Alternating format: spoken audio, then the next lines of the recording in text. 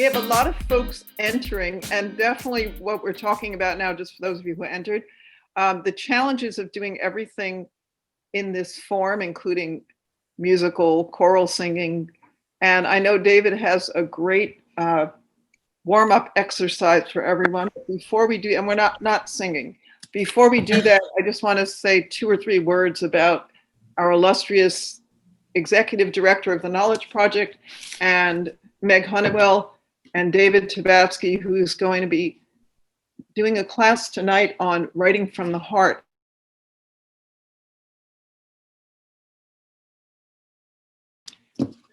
She's in space. She's in space, and she's quite an impressive lady. She's been running this organization for many years, probably before you were all born. And she brings the arts and writing to schools and students and aspiring writers and artists in all media. And learning the new skills and learning how to take what you love with passion into a higher level of skill and experience is really the goal of all the master classes and all the courses that we offer to students. So you'll learn something from professionals, professional writers, drama people, all kinds of people. And David is a much published, you wrote 50 books. I'm like super impressed on all kinds of topics, mostly nonfiction. He can tell you more about that later. And he's also been teaching in the schools for quite a while as a guest artist. And the other thing that's really interesting, aside from teaching theater, teaching writing, you have one interesting hobby that I'm noting here that I don't even want to say it out loud, but you can tell folks what that hobby is, or maybe not hobby isn't the right word, but something that doesn't quite have to do with writing. So you can introduce yourself first and then take it away. And hi, I'm David. I think that's been well established. Not everybody's here yet, but you know what, people can drop in. And that's all fine. And I think everybody's name is there. So I will try to learn all of that as we go. So, but give me a little slack on that. Does everybody have a pen and paper, pencil, something to write on? Handy, like right there in your hands? If you don't, jump up and get something. And I would prefer, if you can, I think it would be, it's something that some of you may not often do. You may take your notes always on a phone or an iPad or laptop or whatever. But if you can just use your actual hands and a writing instrument like you did when you were in 2nd grade, the old-fashioned way maybe, let's go with that. And I'll explain a little bit more about that as we get going. So if you could just turn off your phones. I know that's a lot to ask, but it's only for a short time. It's already 6:35. So by 7:30, in less than an hour, I promise you, just from my own experience, I think you will make it for the next 55 minutes without a phone. So it just for your own potential distraction too, just try to put it where you can't see it. Okay, so now on the first page, and let me just say, can you see what this is? Just a little notebook. It's got paper, pen, it's got little highlighter things and little sticky stuff. So anybody who wants one of these, I have a whole bunch. These are for my company, Write for Life. And I'd be glad to mail you one if you give Meg and the people that you signed up for the class, if you just send them, if they don't already have your mailing address, you can send that in if you want one at the end. You make a note and I will send you one. So it'll be your Hanukkah present or Christmas present, whatever you want to call it, or just your writing present. Maybe that's even better. Okay, so grab a piece of paper and 2 words on the top. I am. That's spelled I, and then it's spelled A-M, just for clarification. And there's a big blank space after that. So I'm going to give you literally, I'm going to use my phone because I'm timing things. So I'm going to give you 60 seconds. Go. Fill in the blank. I am.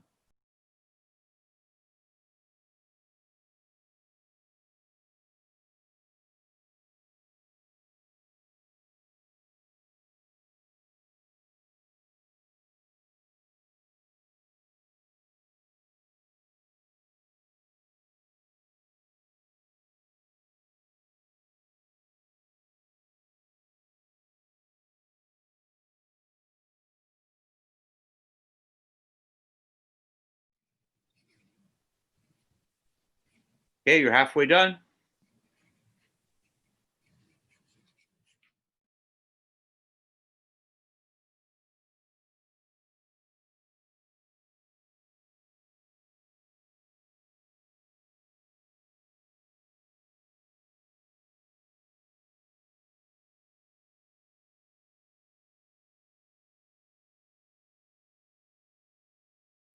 Five, four, three, two, one, stop. Okay, let's do a little lightning round. We're gonna jump right around the room. Does everybody like unmute your microphone, please? Can you just all unmute? Ah, perfect. Okay, so I'm just gonna go scan right through everybody. Just read aloud what you wrote and try not to edit. Just what you wrote it, read it. Okay, ready, Elena? I'm strong, kind, smart, talented, outgoing, and happy. Woof, good start. Okay. I'm not sure if I'm going to pronounce Ms. Valdez. I don't know if I can pronounce your first name correctly, and it really help me not to botch it up. So I'm just going to ask you to say it. Niji, but I just prefer people calling me Niji. Niji? Yeah. It's a beautiful name. Where does that come from? It's kind of a sad story, but it comes from my passed away aunt. Oh, okay. Yeah. Okay. All right. Well, I'm glad you're smiling when you tell it. So that's already a good thing. Okay. Maybe we'll tap into that later. Or you will on your own. Okay. So Niji, is that it? Yeah. Niji. So what did you write? I am a dancer, singer, actor, student, a daughter, a sister, an artist, a good student, a perfectionist, and an outgoing person. Okay, great. You know what? Can I ask you one favor right now for the next 45, 50 minutes? Don't worry about the perfectionist part. Okay. All right. Let's leave that on hold. Okay. All right. Samantha? Okay. So I wrote, I am hardworking, kind, appreciative, and loving. Oh, lovely. Okay. Anastasia, can you unmute? Yeah. It's Anastasia. Anastasia, sorry. It's okay. I kind of wrote something more different. Like I didn't write character. Like Oh, no. Don't. There's no right or wrong here. I wrote, I am a person who knows what she wants but doesn't. I am living in a world where I can't figure out who I am. I am very indecisive. Okay. Good. But you weren't indecisive about what you just wrote. So that's already a good step. Amanda? I said I am strong, brave, smart, hardworking, kind-hearted, welcoming, inclusive, creative, and unique. Wow. Okay. Thank you. Nicoletta? I said I am funny, kind, genuine, shy, soft-hearted, and a perfectionist. Oh, nice. Okay. So you're in the perfectionist club. Okay. All right. Okay. Just put that on hold for a moment. Kimberly? I said I'm a singer, I'm short, I'm hardworking, and I'm shy. Okay. Damien? Hello. Hi. Well, I wrote something different. Like, Well, okay. I'll say I am very confident in myself. I am a leg so I can step up to success. I am a brain so I can think positive all the time. Cool. All right. Let's move to Damien, Serena? Are you there? I am a strong, resilient, and an intelligent being, constantly striving to better myself. Wow. Okay. Rachel? Are you there? Yeah, I'm here. Okay, so I said I am talented, hopeful, analytical without trying, unique, and cheerful. Oh, nice. Man, I think we can call it a night. We're everybody, there's so many fantastic things going on. So here's what this is about. When we start school, either 9th grade, 10th grade, 11th, 12th, or when you're going to go to college, whatever it is, we're putting ourselves out there and we want to know who we are. When we're maybe flirting with a new relationship or just plain flirting, you want to have a sense of who you are. You want to project that to the other person so they know. And if it's not for them, great, but you know, because you're putting it out there. When we have a crisis, when we get sick or we have an accident or somebody is under threat in our life, something bad happens, like something big and global bad, like a pandemic, we always have to then question who we are, what our own identity is. So if we have to do that just in general in life, we have to do that and kind of ramp it up a little bit when it comes to writing, whether it's an assignment that we need to fulfill and we really want to bring our best self to that, or whether it's applied to something like writing an essay to get into a college or to get into another school, whatever at whatever level it might be. You know, all of you, I think, are at a certain age where you're either heading towards college, you're already on your way into college, or and know what it is, or that's coming in the next year or two.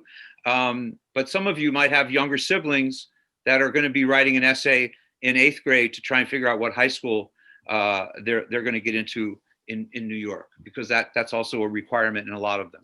So wherever you are, our own ways of identifying ourselves are crucial in all of our relationships, even the ones that you have right at home. If you want something from your parents or a sibling, you really got to put it out there and be clear about it. And that requires having a sense of yourself, why you want that thing or that idea or whatever it might be.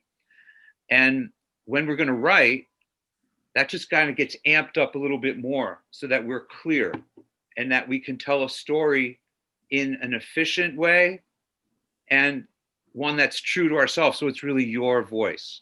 So let me ask you this. Circle one thing. Just take one of those qualities that you wrote down, circle it, and take 1 minute now to write on that.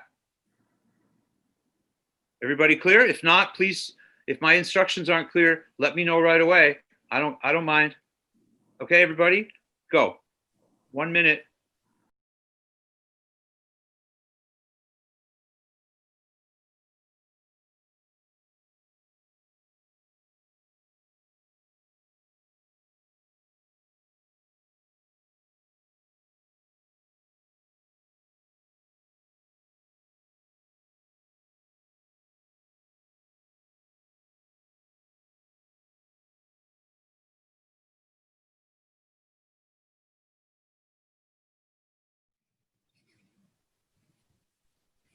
Okay, you're halfway done.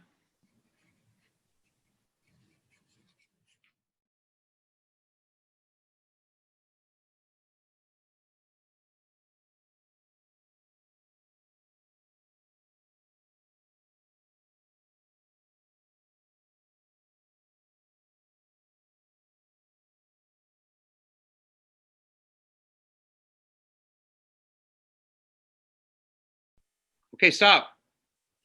Just finish this. If you got a sentence to finish, go ahead and finish that, but don't keep going. All right.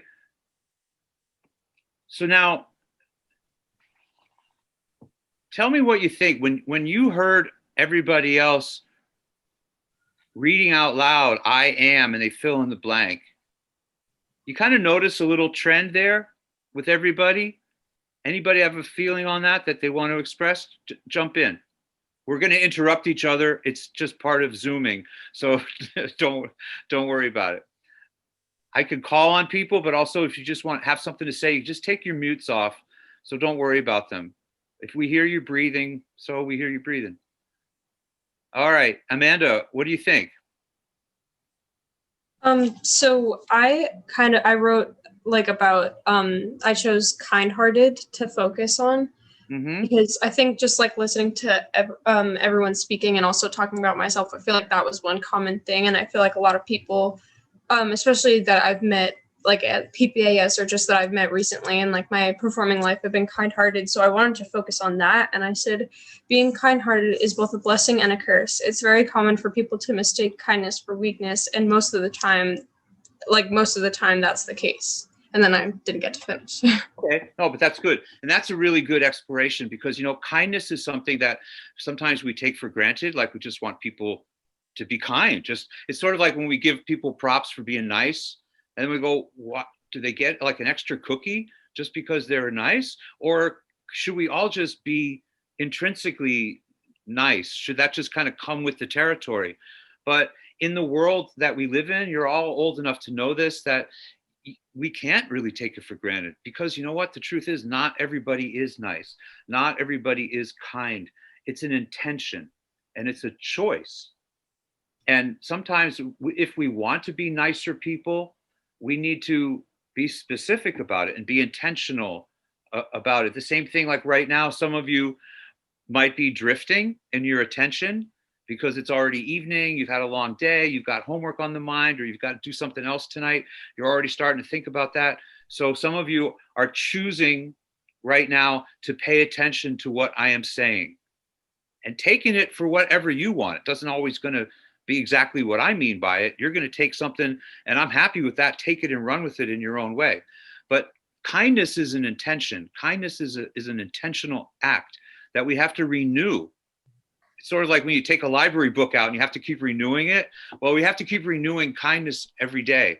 So I would keep that circled and encourage you to explore that more about, and also what is true kindness in a genuine, authentic way. What's kindness for you, Amanda, which may be slightly different for someone else based on what they've learned in their house growing.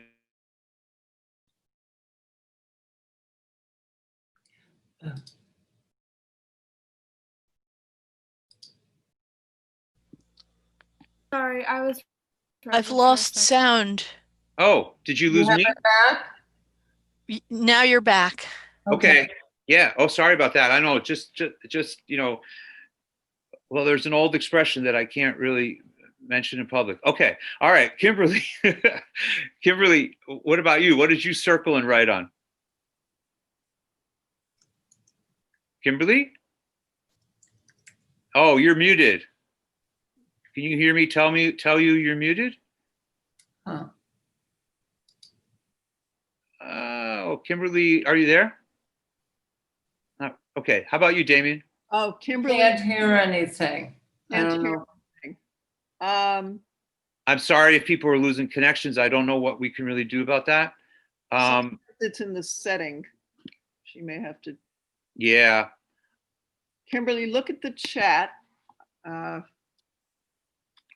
Okay, while Kimberly's figuring that out, let's jump over to Anastasia. It's Anastasia. I actually said Anastasia. Okay, all right. All right. I wrote about being indecisive. Yeah.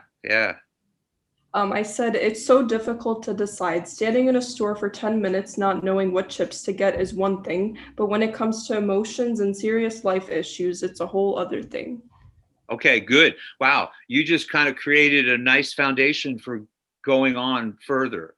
And probably, I'm guessing that you're going to have to push yourself on that one to stay committed to that, because that gets in. I think we all have that, even though not everyone said it out loud. All of us, whether we want to admit it or not, we have, whether we're either indecisive in general, or some of us more than others, and at different subjects and different situations will bring that out. But I think it's a really honest one. So I would applaud you first, even just for fessing it up and putting it out there. Because some people were feeling, oh, I don't want anybody to know I'm indecisive. Like as if it's a bad thing. It's just a human thing.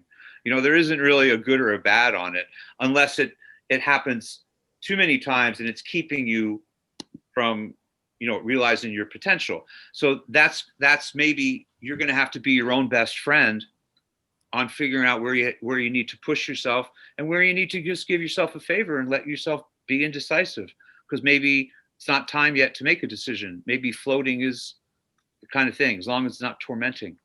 But I would encourage you to keep that circled, and when we go into our next round of writing, to push that further. And I like the fact that you approached it through a lens of humor, to kind of, if we could, when we have struggles, no matter what they are, if we can kind of make fun of ourselves, or at least have a sense of humor about ourselves, whichever way you want to say it, then that helps us explore. That helps us stay on it. Whether it's not like ha joke laughing, but it's kind of like to be able to smile and take a breath on it. That gives us a chance to figure out a little bit more, like, why is it happening? And what is involved if we take a risk of choosing, because there's a little commitment there, at least a temporary one, in making a choice. I know some people, though, they'd take them a lot more than 10 minutes to figure out what kind of chips they want. So you're already doing pretty good. All right. So Samantha, how about you? Okay, sure. So I wrote about how I'm hardworking. And this is just like in general in life when it comes to schoolwork and like relationships with other people. So I wrote, I say this because when it comes to any task I have, I like to give it my all. It's a very important trait to have, but sometimes I confuse my hard work with pleasing others. So I try to always go like a step ahead or do like 105% instead of 100%. But sometimes like I confuse myself and I'm like, wait, this is not being hardworking. You're just doing it to make someone happy when you're not happy yourself. Good, good, good. Wow. That's real nice. How's it feel when you hear yourself say that? It feels pretty good. Yeah, I would think so. I'm looking at your face and it's, I can't, like, we don't have all perfect, like, high def focus here, but I think I can see a little satisfaction there. And sometimes saying stuff out loud is a big difference from, this is a great moment to talk about this. There's something in between, like, almost not really verses, but in contrast with speaking and writing, what's verbal and what's visual. When we say something, we hear our own voice, we own it, at least to a certain extent, because it's our voice. No one else is speaking through that voice box. It's me, it's you. So it provides possibility for ownership and being consequent and affirming those identity things that you all put out there before. When we write something, well, first of all, when we type it, I think we're missing something. Obviously, with homework and with emailing and texting, we're typing most of our time. But stuff like this, that's more personal, that's going a little bit deeper into the surface, or way deeper in some cases. Think about doing this, and when you're going to take some of the things that we do in class here tonight, that if you do choose to go further with them, whether they're on your own or whether you choose to take a class with me starting in next year in January or with someone else, think about writing by hand. That's why I'm asking you to do it tonight, because when you see your own handwriting and you see, I am strong, or I am kind, or I am confused, or I am a procrastinator, or I am a great friend, whatever it might be, when you see it in your own handwriting, think about that in comparison to texting it. Anybody can text. It's a universal font. It's not yours. Your handwriting is yours and no one can touch that. It's your it's your visual voice. You own those words when you're in your own handwriting. And there's something also physiological. I'm not going to take time to go into the actual studies, but when you got a brain, you're thinking, your feelings and your thoughts are coming through here. They're working their way down into your hand, and that's writing. Okay, just the physical act of doing that. Obviously, I am exaggerating. I'm not trying to do a dance piece with my arm here, but the physical act of writing, stopping, writing some more, jabbing the dots on the I's, crossing the T, doing a big flourish with the Y because it's a flourish coming from your heart, right? Or repeating a word. I like him, period, period, period, period, period.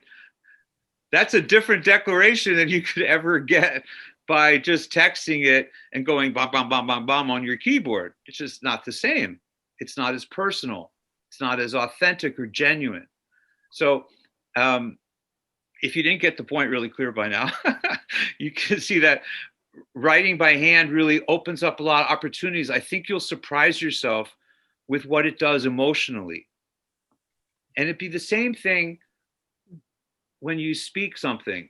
Now, what happened, for example, Damien, when you wrote down you filled in the blanks on I am. When you read it out loud, what happened? Was there any shift? Damien? Yeah. When you wrote down, you filled in the blank. When I said, when I had you write I am and you wrote down your stuff, when you read it out loud, did that change your relationship to it? Yeah, it changed. And how so? How could you, I know it might be hard to explain, but how did that feel? Well, I mean, it felt like, you know, I was more confident in myself. Like I spoke out. Like, yeah, you owned it. Yeah. Yeah, like like when you say I'm a nice guy, when I write it, I'm a nice guy. Well, I'm a nice guy. I'm like 5'3". But when I say I'm a nice guy, then I actually rise to my full height of 5'9" when I said it. I mean, that just to put it in real, almost mathematical terms, you know what I mean? I'm owning it there. You know, it's not an aspiration, it's a reality in that way when you say it. So here's one thing I would definitely encourage you all to do. If you haven't already learned this, I'm just repeating something that's worth repeating. When you write something, whether it's a piece of homework or anything related to school, or whether it's just any sort of other communication, you want to read it out loud. Read it out loud, because then you check yourself. Does this sound like me? Really me? Or does it sound like who I think I should be? Or what my teacher wants me to sound like? Or if I'm texting a friend, it's like this is what they want to hear me say in the way that they perceive me, but it's not really true to me how I want to express myself. Okay? So that's a great exercise in checking yourself and making sure that your voice is your voice, not just what you think a quote unquote good voice is, or an expected voice, or one that sounds high school polished and professional kind of. That's all fine and good, but not really in the long run if it's not you. So that's why, like a meditation, this little I am exercise is always good to come back to. Whenever you're in doubt, whenever you need to get warmed up, it's like, I don't feel like doing my homework. Does that sound familiar? Hello? Most probably, I'm sure. If we're all being honest, no matter how committed you are to being the best student you can be, you don't want to do your homework every single day, every single hour of the day. That's just, come on, I'm not going to buy any of that from anybody.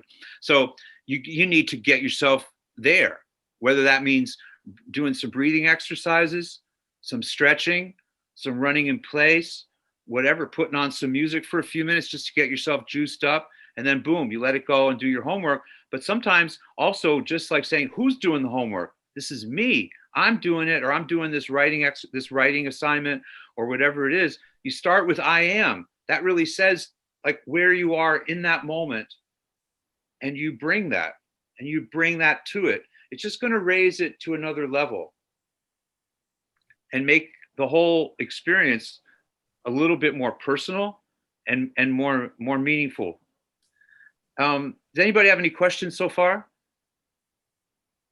Okay, let me get a couple more people. Who did I not hear? I mean, I'm not going to hear from everybody on everything because we don't have quite enough time. Kimberly, are you there?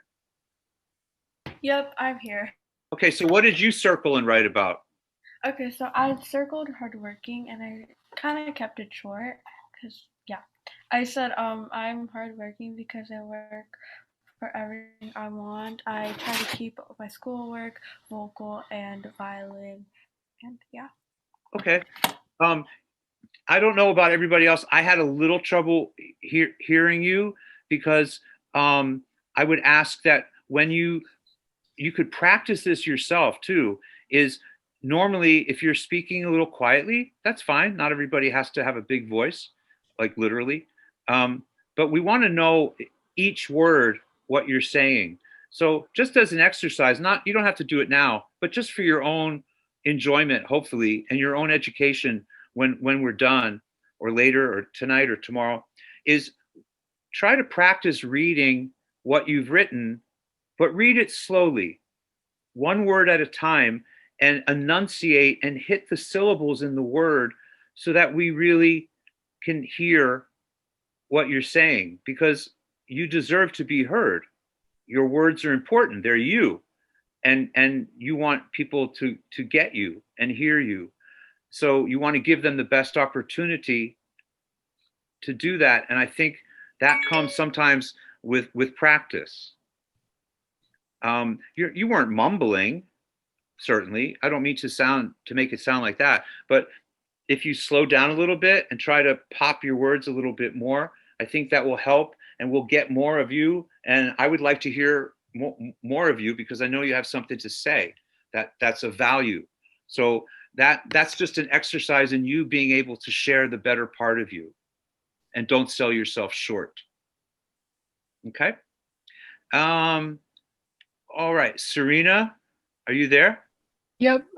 So I circled constantly striving to better myself, and I said, I want to be the best person I can be. I challenge myself by pursuing things I know will be hard and uncomfortable. I self-reflect on what I could improve on, but sometimes I push myself excessively and I burn out. I feel pressured to constantly be productive, and I feel guilty for relaxing. Wow. Okay, Serena, you got a few things to work on there. And you know what? You suggest something that I am going to head into next anyway. It's kind of interesting that you just coincidentally, you happen to bring this up. So let's pivot here. You said something there that I think merits you trying to figure out, like, what are those things? You're talking in larger platitudes about them, which is all fine. That's part of what this prompt or this exercise will do. But then I think in order to feel like they're not overwhelming, that, oh my God, look what I just wrote. I got a lot of stuff I have to work on here. Then we want to break it down into something manageable, like a to-do list. Do you all kind of have on some way, whether it's on your phone or in your computer or somewhere, you have your daily or weekly to-do lists, right? In some shape or form, whether you call it that or not, you've got, or you have Google reminders or whatever. You got stuff to do. You're all old enough that you got a whole list of stuff to do. You got stuff you have to remember to do. So you got a homework to-do list, that's for sure. Otherwise, it's just too easy to not hand in your homework because you forgot it. So you got a homework reminder list. And then you've got, maybe some of you have specific chores at home or responsibilities that you have to remember to do. And you need to write them down somehow. So sometimes that's all fine. That's all stuff on the surface. And so what we learn in our to-do list, we learn how to manage a to-do list. But how often do we take the time to manage our personal, deeper to-do list? And the things that are more, that are deeper, that really do that. Again, we bring it back to the heart and the soul and the mind, that we want to take good care of ourselves, which takes us back to I am.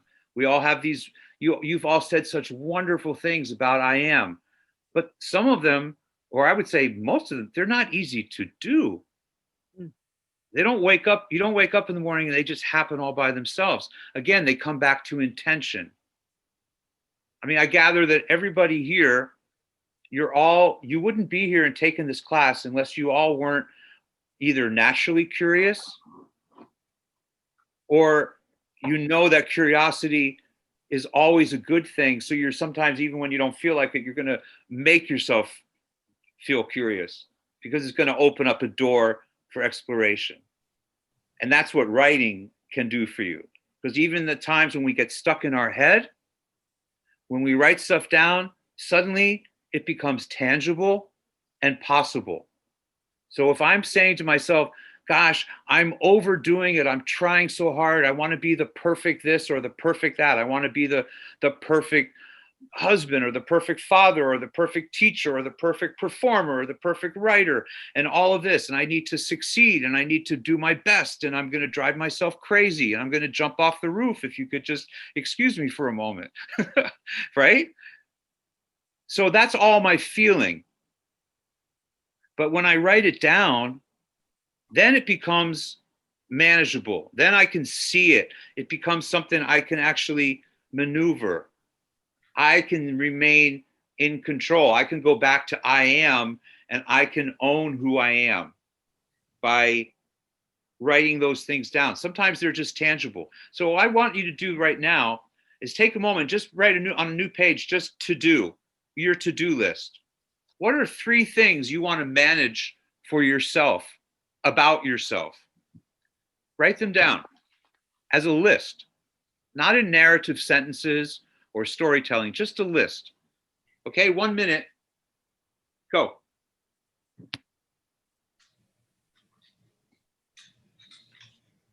Can you repeat that? Sorry. Okay. I want you to pick 3 things to put on a list that are things that you want to manage about yourself.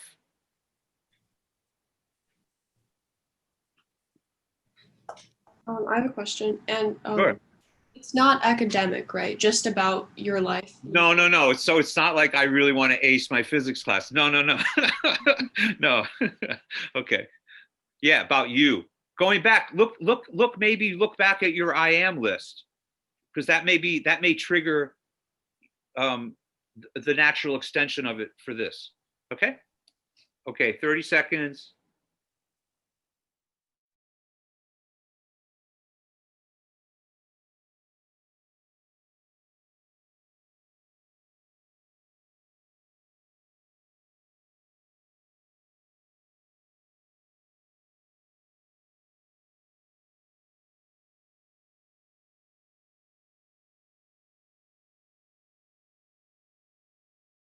Okay, let's stop it for now. Look, I know we're trying to cover a bunch of different territory in this 1 hour. And so certain things may feel like they're going by a little too fast because we're trying to just cover like an arc of things. But that's why obviously you're writing these things down. And I encourage you all, you can revisit them. Some of you know each other from school. So you can continue to share this on your own and see what kind of ways that you can provoke each other and say, hey, Elena, you wrote this. I heard you when you said this. Why didn't you say this more or this, that, like stuff like that, just natural, normal conversational things that you have with each other when those of you who do know each other and are friends outside of here. So I would encourage you to do that, because you really be a nice help for each other now that you have something like this in common. So, okay, let's go. Ashley, are you there? Yes, I'm here. Hi, Ashley. What did you write down? I wrote procrastination because I'm very bad at that. I said the way I express my emotions and how I deal with problems. Okay, great. You know what you said though? It's kind of funny. I have to point it out. Just because of the writer and editor in me, who sometimes picks out, like, who gets a little hung up on specificity. You said, well, I was writing about procrastination. I'm really bad at that. And I'm going, oh, well, that means that you don't procrastinate. Because if you're bad at procrastinating, then you obviously don't procrastinate. It's kind of like a double negative. Do you know what I mean? So anyway, yeah, I just realized. I know, I'm just having fun with you because you have a picture of a dog in sunglasses. I mean, obviously you have a sense of humor. So that's why I'm throwing it at you. So anyway, Ashley, I would encourage you to like play around with that. Who else? I'm sorry if I can't remember everybody's name. Oh, it was Anastasia. You talked about procrastination too, right? So that's something that's almost scientific. If we can figure out what makes us procrastinate, and sometimes, and I say this from, oh gosh, a lot of experience working with students and in theater situations and in writing situations. We can write our way through procrastination, because when we put some stuff down on paper again and we get it out of our head, that's where we get stuck on ourselves, is when we keep stuff in our head and try and figure it all out from the neck above. When we start to literally use our hand and write something down, and then when we actually verbalize stuff and say it, it starts to make it much more potentially manageable. And that takes care, the decisions a lot of times, they'll come on their own. They'll just fall into place because you've organized it. You've taken control of something that feels like it's controlling you. Sometimes procrastination feels like it's controlling us. But the point is, it's your procrastination, it's no one else's. So you inevitably can control it. It's just a way of using certain skills and certain techniques to manage it. That really will help you, for example, figure out how to proceed more efficiently with your homework. It'll figure out how more efficiently you can enter into a world that you want to get into when you're writing. We have to find gateways and create our own self-invitations to do that. And writing is a tool. And in subsequent classes, I'll explore that more with you and figure out a way. Also, when I would get to know any of you individually through this class or any mentoring or tutoring that's available to you, then I can figure out really how to customize it better for each of you as I get to know you a little bit better and find out what's causing that kind of stuff to happen. Then we could figure out a little better ways even, and more efficient ways of taking care of it and moving it forward. Okay, so let's see, who else? DG, did I say it right? Okay, good. I'm proud of myself. What did you do? Sorry if you heard that. So just give me a second. Okay, cool. Sorry. I said to like relax more because I get stressed easily really quickly. Just to be a stronger person in general with people trying to bring me down, or myself, just me bringing myself down. Mm-hmm. And to strive to be a leader. I know that's not gonna be something easy, but I really want to try to. Okay, great. Wow. So I would just say, again, I keep bringing this up because I know from my own experience, not just for me, who cares about just for me, but I've seen it work for many, many years with students of all different ages and from all different backgrounds and all different needs, all different urgent needs, just getting through a day. Is writing is really a good friend for you. So for example, if somebody else is getting you down, it's all up here, right? It's all in the head and it hurts here, or it's confusing here. When you write it down, it may only be as a list. We either go to that to-do list, but when you write it down, it's disarming. You taking some of that power away from those other people and putting it and taking some of that power back for yourself, just through the act of writing it down. It doesn't mean that that's going to transform them into being nicer or being less judgmental or less stress inducing, but you're going to own your feeling about it better. And that's the first step towards reducing the amount of anxiety you have about it. And it'd be the same thing for yourself.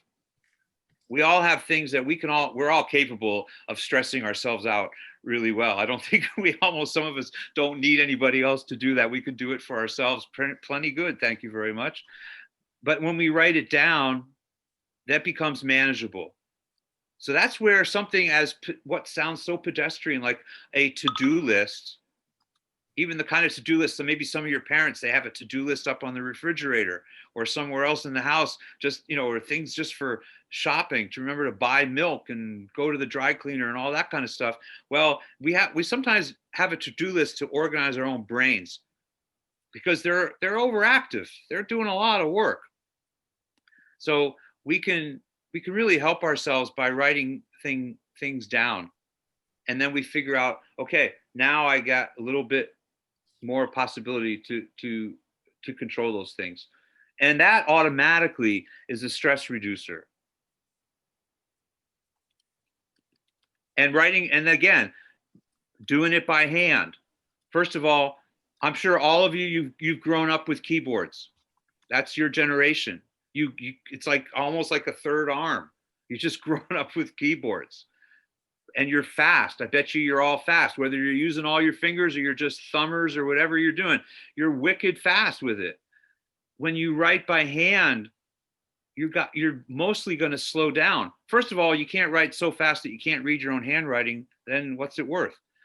But the physiological act of writing and putting it in your own handwriting, and it gives you that ownership. That's a stress reducer, just by the very act of doing that. Okay. We're going to jump ahead. Let me ask you this. All of you, I'm assuming that most of you are in your bedroom or in some relatively quiet and private place at home where there aren't any other distractions so you can focus. Okay. And if you have your own room, that's perfect. But where, like, for example, you don't have to answer out loud here, but I would ask, like, where do you do your homework? Okay, so you all have your special spot, whether you're curled up in bed with your laptop or whether you have a desk or whatever you have. I would say when it comes to writing like this, when you want to write about personal things, whether it's I am or what do I want to help myself with through these to-do lists, or any of these embellishments that we're talking about, is to pick where you write. Because if you want to write about yourself and really explore, whether it's through a journal or you're doing a personal essay, if you write about those deeply personal things and you want to call on that part of yourself, if you do it in the same place you're doing your homework, then you're going to approach it like a homework assignment. Whether you realize it or not, that's just going to naturally happen. And it's going to constrict what you do. Because none of you are a math problem or a biology test or any of that. You want to go to the heart of you, then you want to find your own comfort zone, whether it's in your room or it's another corner of the living room, or if it's not too cold on certain days to go sit out on the front stoop of your building or in a park or something like that. And find your own comfort zone that's different from where you do your homework. It's like I would tell your parents, don't write something really personal the same place where you sit down to pay your bills every month, because that's putting you in a business head. We want to be in a loving, supportive, self-caring, personal place. Okay? It's also a question of when you write. So I would encourage all of you, whether you ask for one of these little notebooks, and I'll send you one, or you have your own little pad, to keep a pad and paper by your bed. You might wake up in the middle of the night because you're stressed, right? You might have trouble falling asleep because you're stressed. You're thinking about too much stuff. Maybe it's somebody in school. You don't know whether they like you or not. You don't know whether they're going to ask you to the dance or not, blah, blah, blah, blah, blah. We could go on and on. I could have a lot of fun with this, but I'm going to stop there. Okay. And that's going on all the time. Even with remote learning, you're still wondering, does he like me or does she like me? Whatever. So there's that. And there's all this stuff about school going on. So it's like when and where. Some of you might have siblings at home, and the only place they'll even come right into your room. They'll keep interrupting you in your room. As many times you tell them to go bug off, they're not. You can complain to your parents, they're still going to come in. They're not even going to knock, right? Especially the younger ones who look up to you because you are their heroes right now. So the only place you can get privacy is in the bathroom.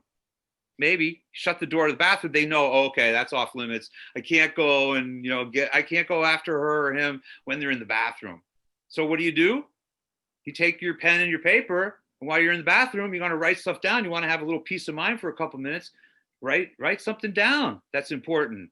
I used to do that when my kids were really little, because they'd be shadowing me everywhere. And if I wanted to have a couple minutes of peace and quiet, I mean literally a couple, like two, I might find them in the bathroom. And so I kept a pen and paper in the bathroom or a notebook or whatever.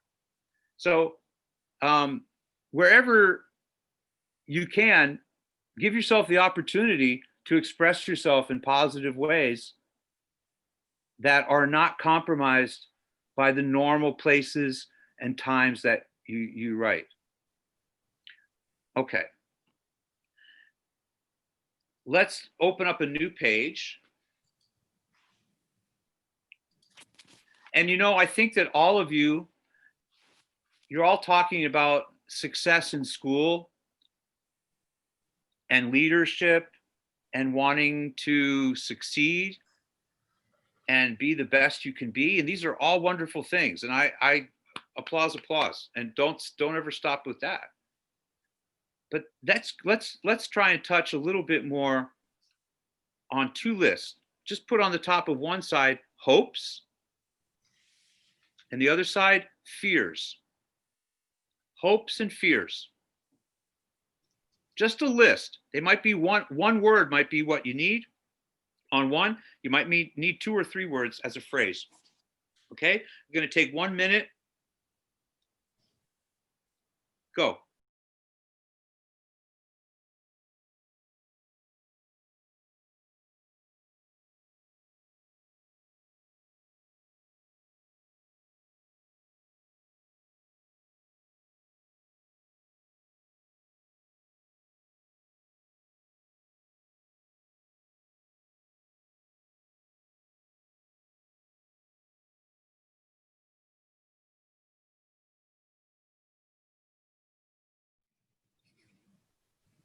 Can you repeat that really quick? You kind of faded out for a little. Sure. One column is hopes, and the other column is fears.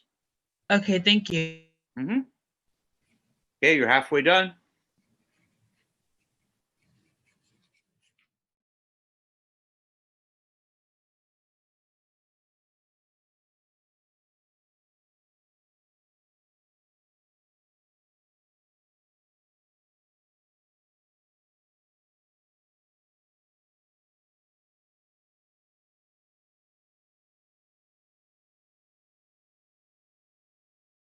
Okay, stop now. Before we go into what they are, how many of you could feel that a minute and 15 seconds went by? Sometimes it's great when you don't even lose track of time. So just on a new piece of paper, before we go back to hopes and fears, I want you to write down,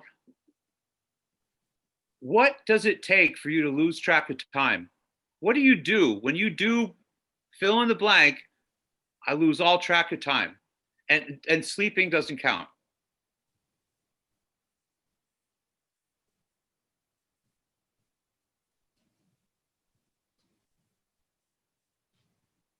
Okay, good. Ashley, what did you write down? When do you lose track of time? Mostly when I'm thinking too much about one other specific thing than what I'm supposed to be doing. Okay.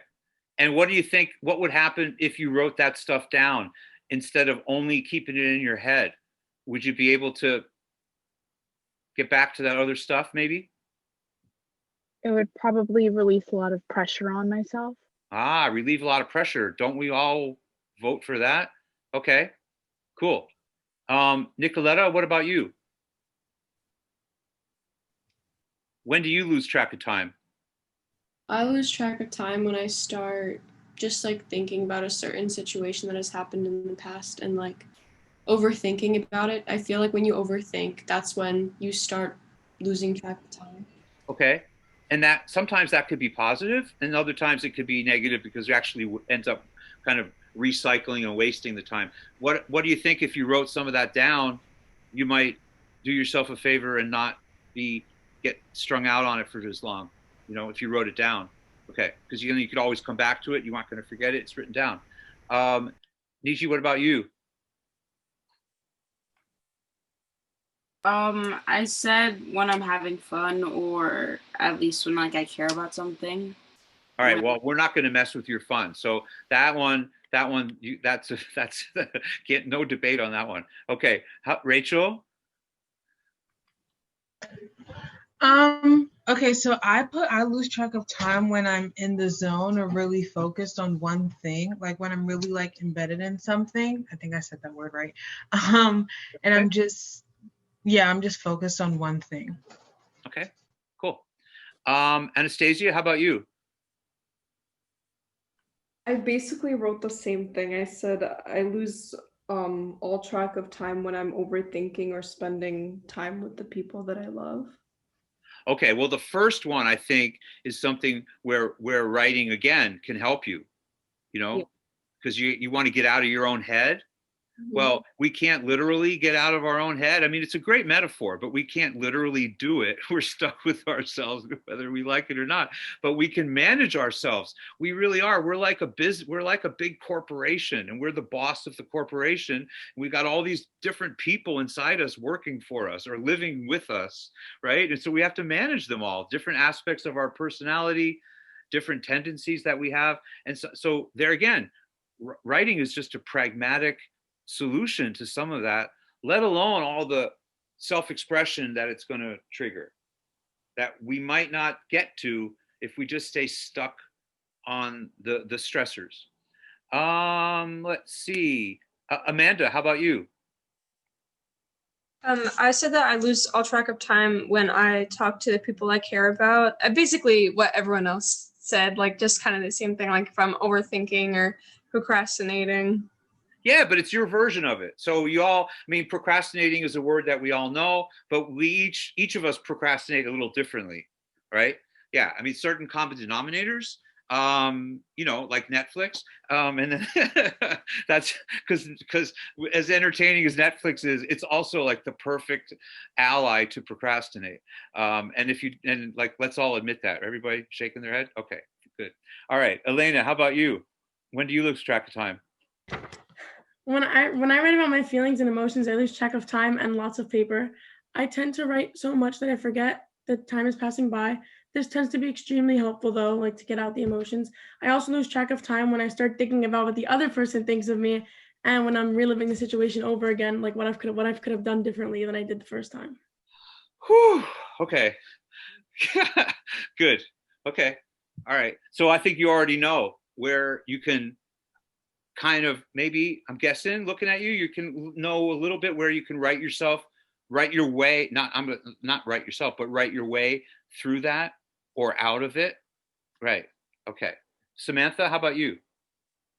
I said that I lose track of time the most when I'm on FaceTime with my friends, just because like I feel like I can talk to people for hours and hours, especially since like we're all like at home and stuff. And another thing I wrote was when I overthink about what I have to do throughout the day, I make a lot of like to-do lists, and sometimes I'll spend like 20 minutes just doing a to-do list, thinking like, oh, should I do that today? No, I'll do it tomorrow. Oh, actually, I'll do it today. So I just like spend so much time on that, and it's just something that I've noticed. Do you keep those to-do lists? Yes. Here's what might suggest is take them out one day when you're not feeling, when you're just feeling fine, nothing at stake, right? Like on a Sunday or something, early on a Sunday before the homework panic sets in for Monday. Okay. And you just lay them out, lay those things out on a table, and then look for what the common denominators are. Look for what keeps appearing over and over. Because that may tell you something. That may tell you something, about, I don't know what. It might be good, it may be bad, it may be somewhere in the middle. But look for the common denominators that keep reappearing. Because I think you probably learned something about yourself just from that one exercise. Okay. Damien, how about you? Well, what I said was like thinking about one necessary thing, like talking to my friends, or like, spending time doing like the wrong things. Like I would say like losing track of like concentrating on your work and stuff. Because like sometimes what I do, I look outside, and then I just think to myself about like what am I doing and stuff. So like I lose track of time just because of that. Yeah, but sometimes that's exactly what we all need to do, because that in a way, just sitting and looking outside the window with no agenda in mind for no particular reason, just to daydream a little. Sometimes in the world we live in, everything's going so fast, and there's such a barrage of stuff just on our devices, just on the phones and laptops and everything else, let alone all the homework responsibilities, family responsibilities.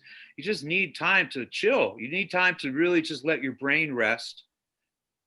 Sometimes writing also then helps you to do that. So it's sort of like if you took a pen and you started, or paper, whatever, crayon, whatever, you just started to sketch and just draw something. You didn't have anything in mind that you wanted to draw. You just let your hand do what it wants. It's almost like that. You close your eyes and start to write. You may have a little trouble reading your handwriting, but still, you're letting your mind go free. Same thing you do. I don't know if some of you have probably learned some meditation techniques and some breathing exercises, right? So that's where writing becomes a living, breathing exercise that also can center you. One other thing I would encourage you to do sometimes when you're writing, or when you have an assignment to do, or it's just something you want to write, like a journal or a diary, but you don't really feel like writing because you've been writing, you just wrote for 2 hours to do homework or whatever, is use the microphone function on your email program. Yeah. And just email yourself and talk, and just speak it in your own natural speaking voice, your own way of conversing, as if you're saying it to a friend. I feel like this and I feel like that. And when she said this, I felt this. And when he said that, I wanted to punch him. And then after I punched him, I wanted to tell him this. And then da da da. And it goes on and on. But just say it as if you're in a phone conversation with yourself. And then you hit send, you're going to get that email. And then you take that and you put it in a Word document or Pages or whatever you use. And then you can start to edit it and play with it and shape it.